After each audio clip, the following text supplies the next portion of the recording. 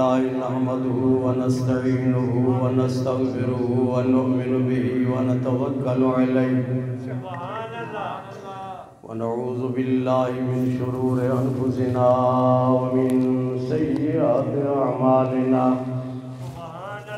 من يهده الله فلا مضل له ومن يضلل فلا هادي له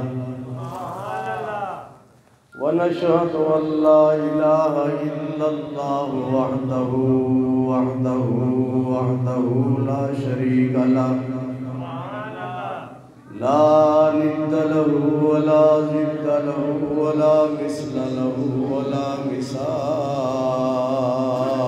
له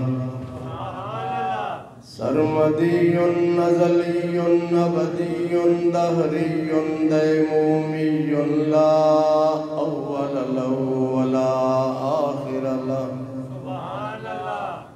ونشهد أن سيدنا وسندنا وحبيبنا وطبيبنا ومأوانا وملجأنا در الله المخزون سر الله المكنون نور الأفئدة والعيون سرور القلب المحزون عالم ما كان وما يكون سيدنا ومولانا محمدا عبده ورسوله أما بعد فأعوذ بالله من الشيطان الرجيم بسم الله الرحمن الرحيم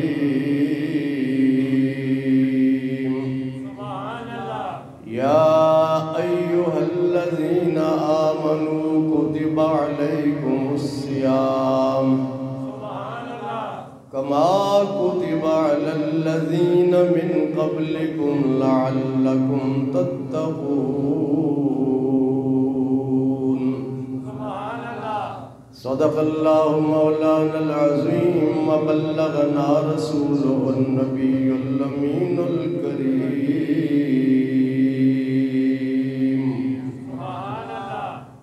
انتہائی محبت کے ساتھ بلند آواز سے درود پاک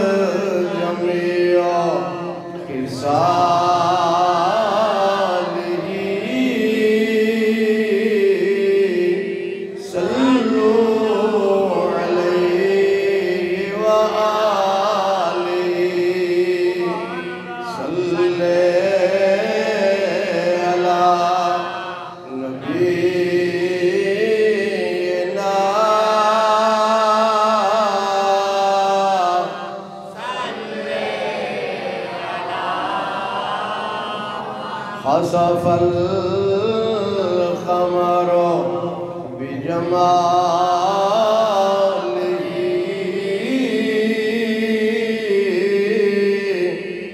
نطق الحجر بجلاله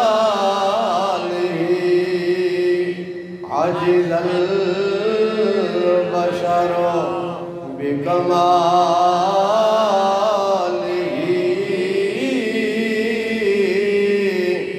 صلوا عليه وآله صلی علی نبینا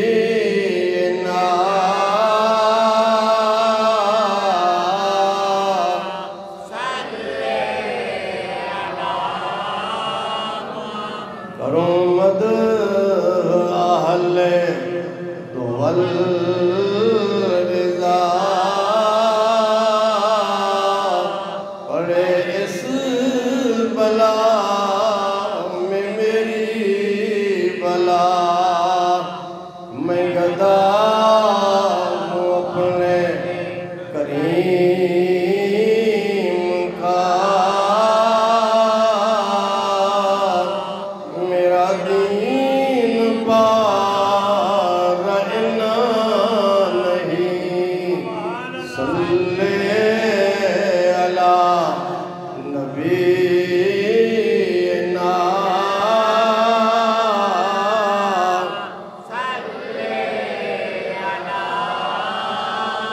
صلی علی شفیعنا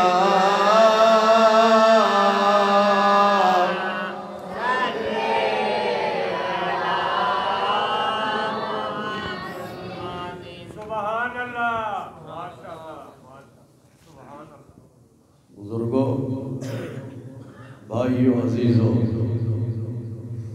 خطاب کا موضوع ہے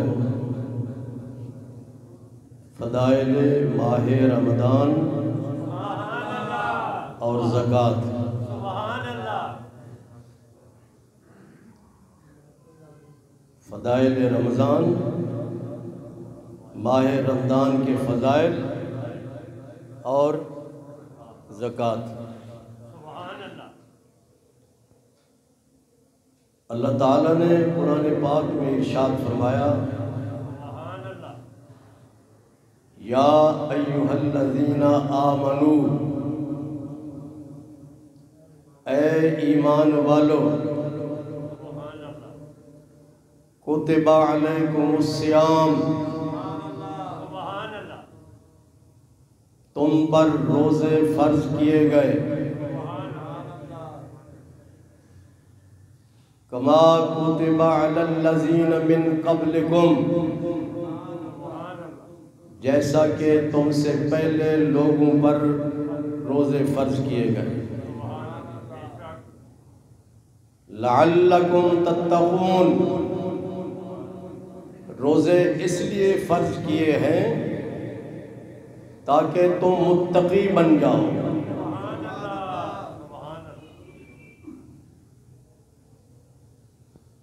اس آیت کریمہ میں اللہ تبارک و تعالی نے روزوں کی فرضیت کو بیان کیا،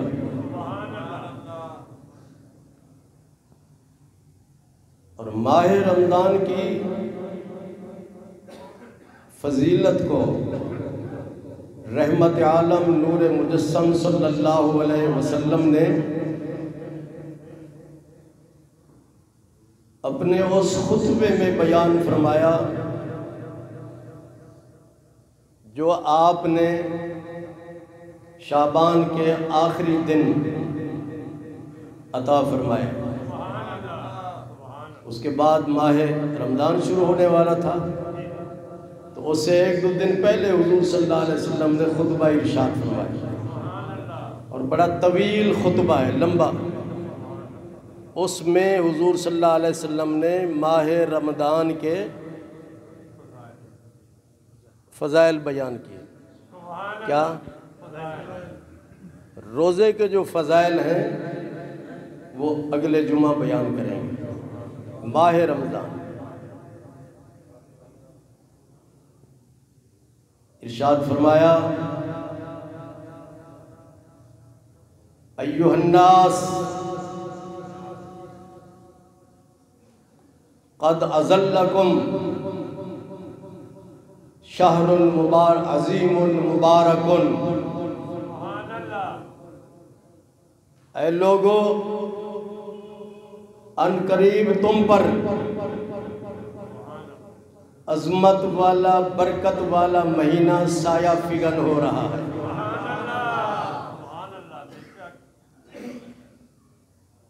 اس کی پہلی سب سے بڑی عظمت تو یہ ہے کہ حضور صلی اللہ علیہ وسلم نے ارشاد فرمایا کہ ماہ رمضان اللہ کا مہینہ ہے۔ کیا فرمایا؟ اور یہ بھی یاد رکھو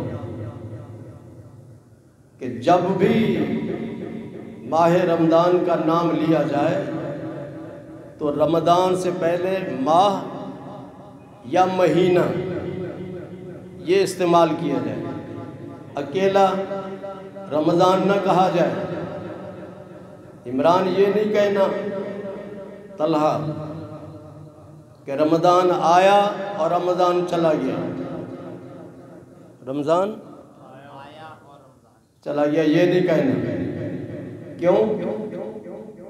اس لیے کہ رمضان اللہ کا نام ہے، اللہ تعالیٰ کے 99 نام ہیں جو مشہور ہیں، ان میں یہ نام نہیں ہے، اور اللہ کے کئی نام ایسے ہیں جو غیر مشہور ہیں۔ فرید صاحب سمجھ رہے ہیں آپ؟ تو غیر مشہور ناموں میں سے اللہ کا ایک نام رمضان ہے، رمضان نہیں، رمضان۔ کیا؟ میم پر جزم نہیں ہے، میم پر زبر ہے۔ قرآن کہتے ہیں نا شہر رمضان الذی، تو رمضان کہنا ہے، رمضان نہیں کہنا۔ یہ باتیں یاد رکھیں۔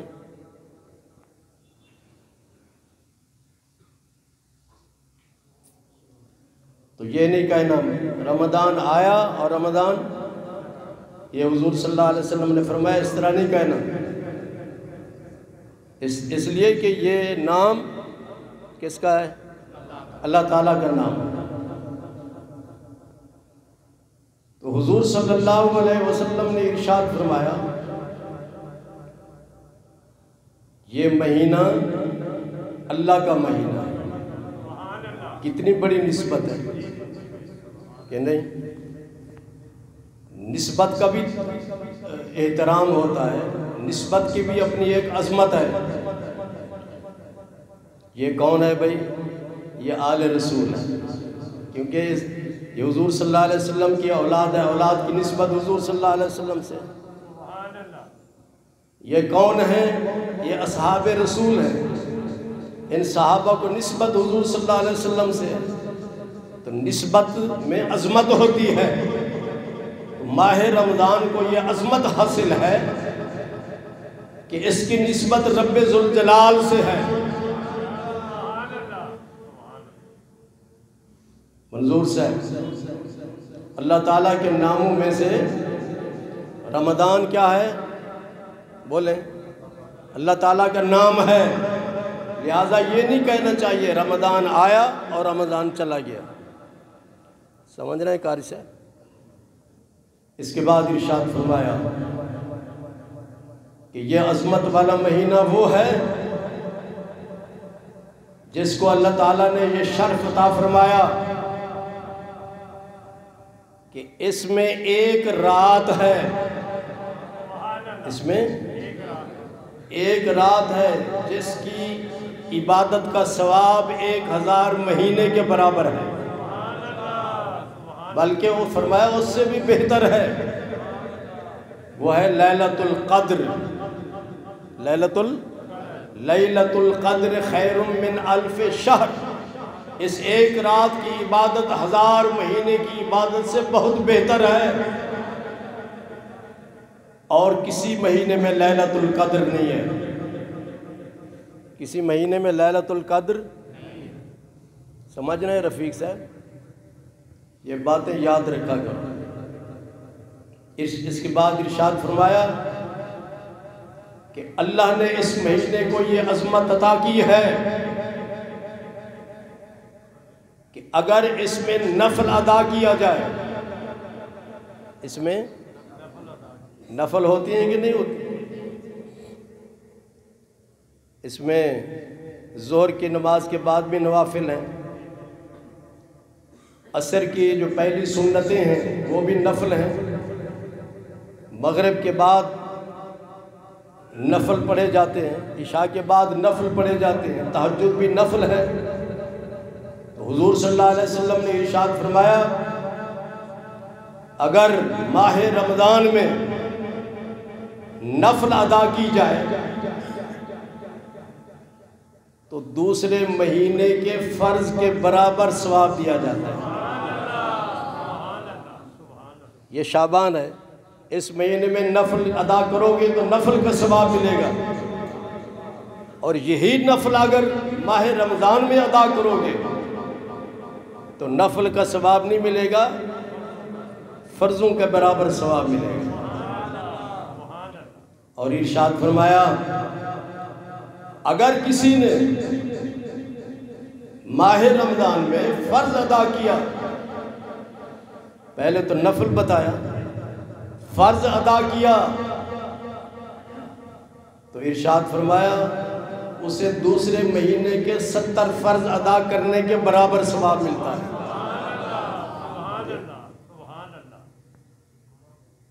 بات سمجھ آ گئی؟ فرض ادا کیا، فرض کئی ہے نا،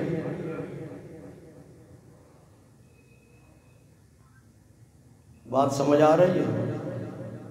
ماہ رمضان میں فرض ادا کرو تو کتنا؟ 70 فرضوں کے برابر ثواب۔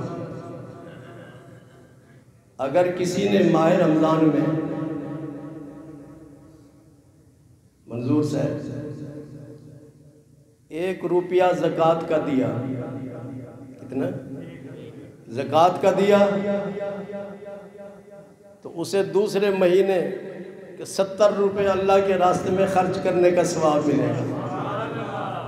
1 روپے کا ثواب نہیں، 70 روپے خرچ کرنے کا جتنا ثواب ملتا ہے اتنا اللہ تعالیٰ اسے عطا فرمائے گا۔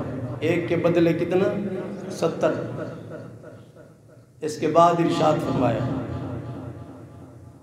کہ جو شخص اس ماہ رمضان میں روزے دار کا روزہ کھلوائے گا، روزہ افطار کروائے گا، تو اس روزہ افطار کرانے والے کو اتنا ہی ثواب ملے گا جتنا روزہ رکھنے والے کو ثواب ملے گا۔ سمجھ رہے ہیں؟ صحابہ نے عرض کیا یا رسول اللہ صلی اللہ علیہ وسلم اگر کسی کے پاس اتنی گنجائش نہیں کہ کسی کو پیٹ بھر کر کھانا کھلا سکے، غریب آدمی ہے، تو حضور صلی اللہ علیہ وسلم تو رحمت للعالمین ہے، کیا ہے؟ رحمت للعالمین ہے۔ آپ نے ارشاد فرمایا اگر غریب آدمی کسی کا روزہ کھلوانا چاہے، 1 کھجور دے دے یا 1 گھونٹ پانی کا دے کر اس کا روزہ کھلوا دے تو اس کو بھی اتنا ہی ثواب ملے گا جتنا روزہ رکھنے والے کو ملے گا۔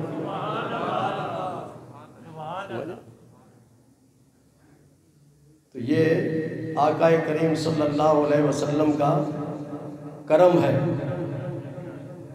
اور آپ کی رحمت ہے کہ جو اللہ تبارک و تعالیٰ نے حضور صلی اللہ علیہ وسلم کی امت کو عطا فرمائی۔ یہ ماہ رمضان آنے والا ہے،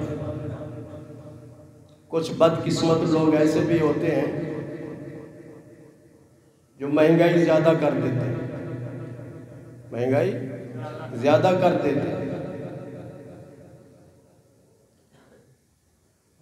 اس لیے ان کے کاروبار میں برکت نہیں ہوتی، کاروبار میں برکت نہیں ہوتی، کاروبار سے برکت اٹھا لی جاتی ہے۔ چلو 1 مہینہ کمائی کر لو گے، باقی سارا سال روتے رہو گے۔ دوسرے لوگوں کو دیکھیں، اگر ان کے تہوار آتے ہیں، کرسمس کا ہے یا دوسرے، چیزیں بھی سستی کر دیتے ہیں اور ایئر لائنز کا کرایہ بھی کم کر دیتے ہیں، اور ہمارے ہاں یہ ہے کہ اگر کسی نے عمرے پہ جانا ہے ماہ رمضان میں تو یہ سمجھتے ہیں کہ وہاں ان کو عمرے کرنے کا زیادہ ثواب ملے گا، تو لہٰذا پیسے بھی زیادہ لے لو ان سے ٹکٹ۔ یہ غلط قسم کی ذہنیت ہے۔ اللہ تعالیٰ نے اس لیے ایمان والوں سے خطاب فرمایا، یا ایھا الذین آمنوا، کس سے خطاب کیا؟ ایمان والوں سے۔ اور ایمان والے کون ہیں؟ عشاقان رسول۔ مومن کس کو کہتے ہیں؟ عاشق رسول۔ مومن کس کو کہتے ہیں؟ عاشق رسول کو۔ جس تاجر اور جس دکاندار کے سینے میں عشق مصطفیٰ ہوگا وہ یہ کام نہیں کرے گا، یہ کام نہیں کرے گا۔ پھر کہتے ہیں جی گورنمنٹ کو چاہیے کہ بھی ان کے خلاف ایکشن لے۔ بھی گورنمنٹ کی ذمہ داری ہے۔ آپ بحیثیت مسلمان کے، بحیثیت حضور صلی اللہ علیہ وسلم کے عاشق رسول کے تمہارا فرض نہیں بنتا۔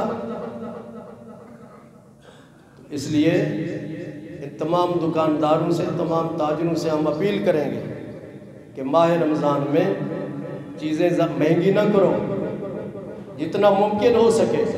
اگر آپ افطار نہیں کروا سکتے تو چیزیں سستی کر دیں تاکہ لوگ افطاری کے لیے سامان لے کے لوگوں کا افطار کرواتے رہو۔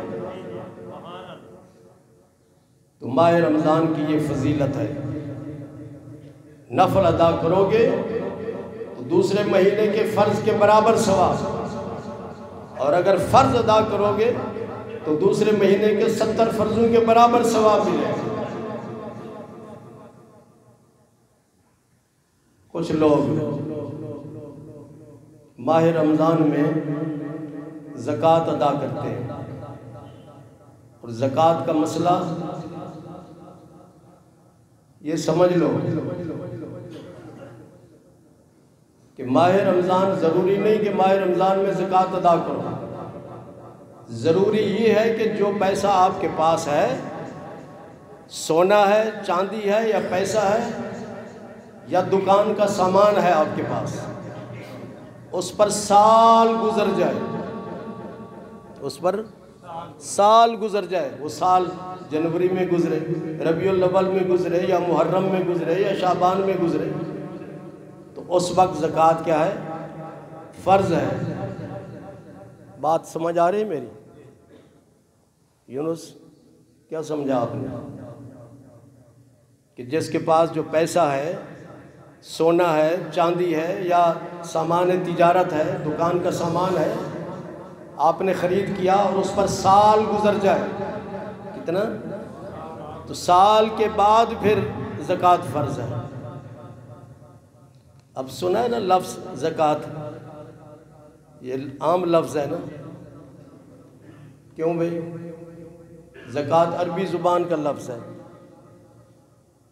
زکوٰۃ کے 4 معنی ہیں، عربی زبان کا لفظ ہے۔ کتنے معنی ہیں اس کے؟ 4 معنی ہیں۔ ایک معنی تو یہ ہے کہ ہر چیز کا جو عمدہ حصہ ہے، جو اچھا حصہ ہے، اسے زکوٰۃ کہا جاتا ہے۔ ہر چیز کا، ہر چیز کا، جانور ہے، پرندہ ہے، مال و دولت ہے، جو کچھ بھی ہے، جو عمدہ حصہ، جو اچھا حصہ ہے اس کو عربی میں کیا کہیں گے؟ زکوٰۃ کہیں گے۔ اسی طرح صدقہ، صدقہ بھی ہم دیتے ہیں تو صدقے کو بھی عربی میں زکوٰۃ کہتے ہیں۔ اور زکوٰۃ کا ایک معنی ہے پاکیزگی۔ کیا معنی؟ پاکیزگی۔ یہ 4 معنی ہیں اس کے۔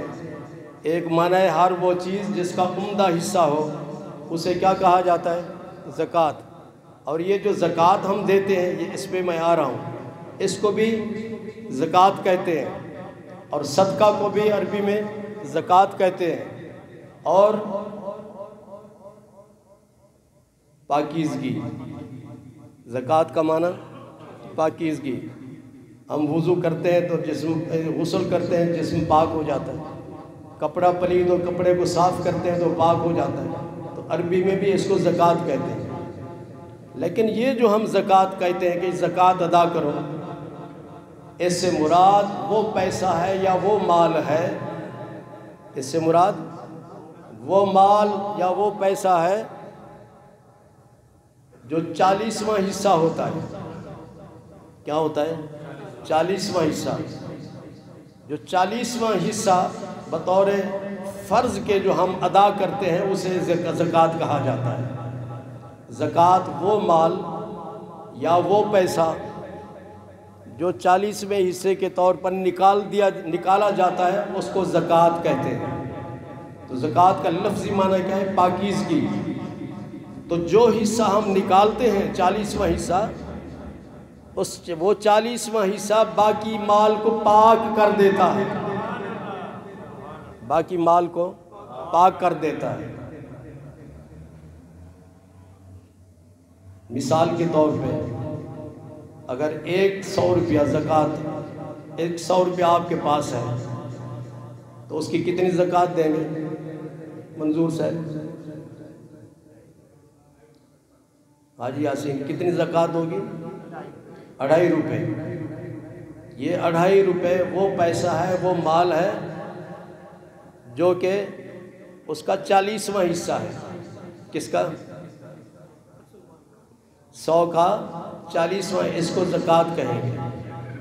اور اسی 40ویں حصے نے یعنی 2.5 روپے نے 97.5 کو حلال کر دیا، 97.5 کو پاک کر دیا ہے۔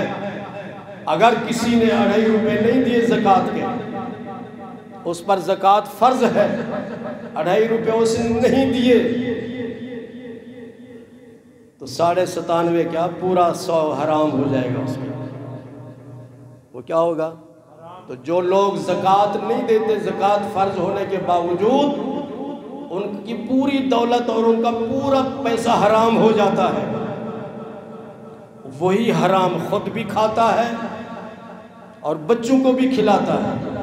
اور حضور صلی اللہ علیہ وسلم نے ارشاد فرمایا جس کے پیٹ میں ایک لقمہ حرام کا ہو، اللہ تبارک و تعالیٰ 40 دن تک اس کی عبادت کو قبول نہیں کرتا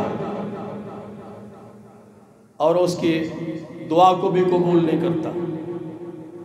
جو حرام کھاتا ہو اس کی دعا کو قبول نہیں کرتا،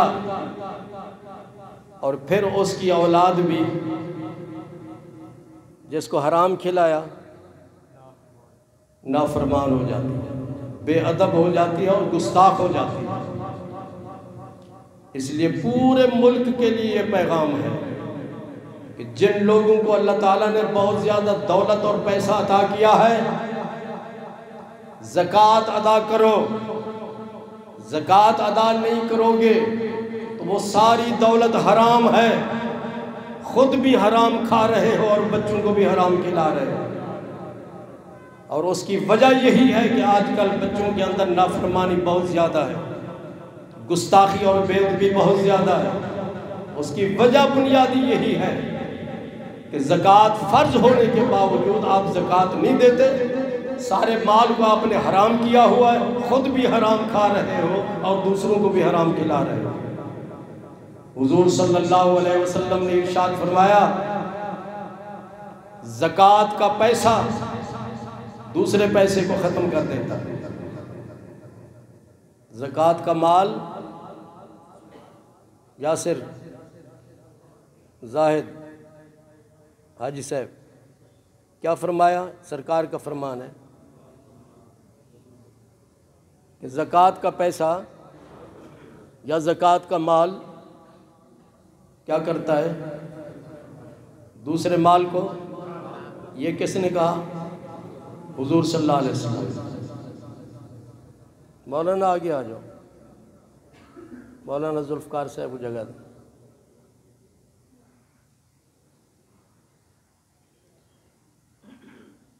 آپ تو ہمارے نائب خطیب ہیں، آگے بیٹھا کرو۔ یہ حدیث ہے۔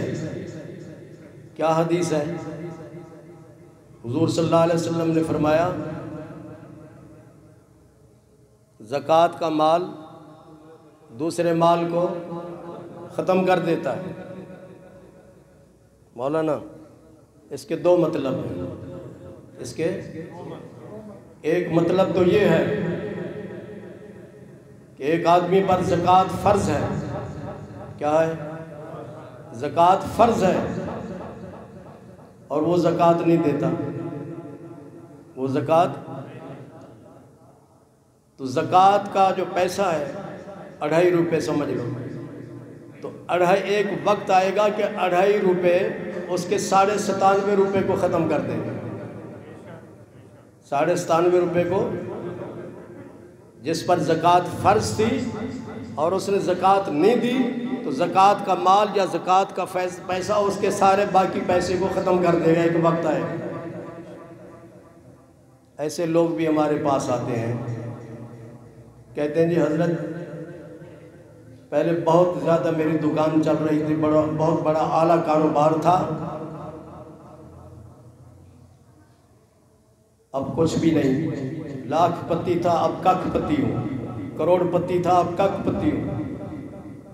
اب تو میرے پاس اتنے پیسے بھی نہیں ہیں کہ میں بجلی کا بل ادا کر سکوں.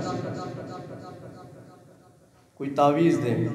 تو میں اس سے پوچھتا ہوں پہلے یہ بتاؤ کہ جب آپ کے پاس دولت تھی، اتنا پیسہ تھا، لاکھ پتی تھے، کروڑ پتی تھے، آپ زکوٰۃ دیتے تھے؟ خاموش ہونے کے بعد تھوڑی دیر کے بعد پھر جواب دیتا ہے کہ نہیں. میں نے کہا اس کی وجہ یہی ہے، سرکار کی بات جھوٹی تو نہیں ہو سکتی، سرکار تو سچے ہیں. آپ نے ارشاد فرمایا کہ زکوٰۃ کا پیسہ دوسرے پیسے کو ختم کر دیتا ہے. کس کا؟ جس پر زکوٰۃ فرض تھی، اس نے زکوٰۃ ادا نہیں کی تو سارا کچھ ختم ہو جاتا ہے. ایک تو مطلب یہ ہے. دوسرا مطلب اس کا یہ ہے کہ ایک آدمی ہے جس پر زکوٰۃ فرض ہے، جس پر کہ وہ زکوٰۃ دے زکوٰۃ، اور وہ خود زکوٰۃ نہیں دیتا، لوگوں سے زکوٰۃ لے کے خود استعمال کرتا ہے. حالانکہ اس کو استعمال نہیں کرنی چاہیے کیونکہ اس پر زکوٰۃ فرض ہے.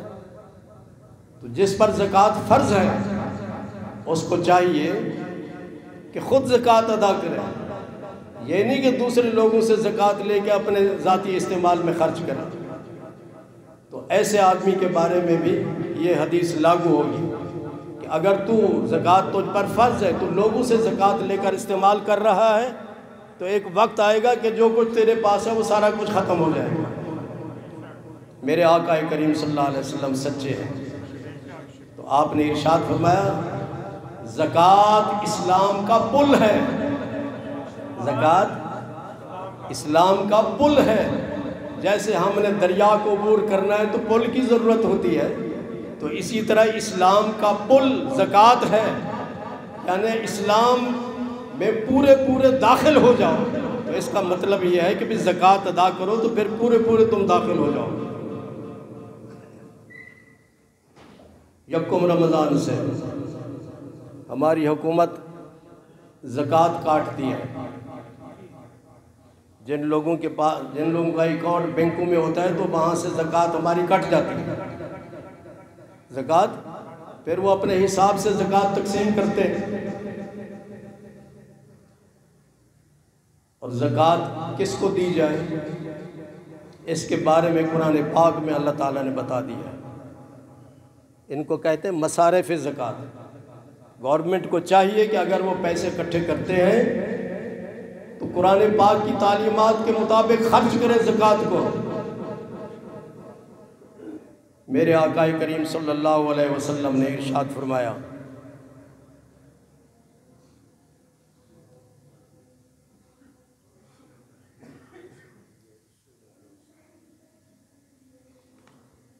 کہ اللہ نے، حضور صلی اللہ علیہ وسلم فرماتے ہیں کہ اللہ تعالیٰ نے زکوٰۃ کیوں فرض کی؟ کون فرماتا ہے؟ حدیث ہے، سرکار فرماتے ہیں، ارشاد فرماتے ہیں کہ اللہ تعالیٰ نے زکوٰۃ کیوں فرض کی؟